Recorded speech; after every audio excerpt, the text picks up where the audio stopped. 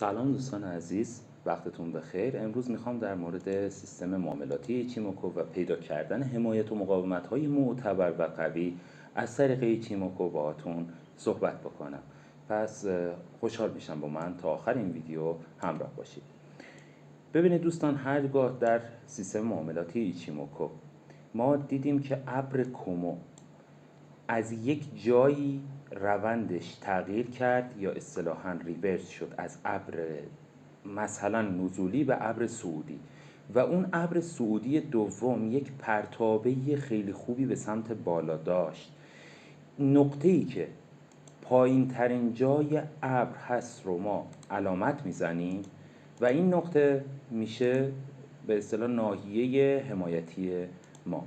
مثلا اینجا ببینید تو این نقطه بنچمارک ابر، ما بهش میگیم بنچمارک ابر در این نقطه قرار گرفته که آینده انتظار اینو دارم که از اینجا پوند ریزش کنه به سمت بنچمارک من و من در برگشت بتونم یک معامله قوی روی این حمایت داشته باشم.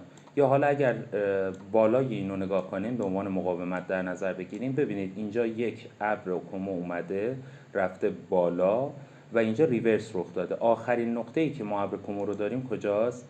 این قسمت تیزی ابر هست که من انتظار اینو دارم که آینده اگر اومد برگشت به این خط من بتونم مقاومت خوبی رو از این ابر ببینم و ریجکت داشته باشیم.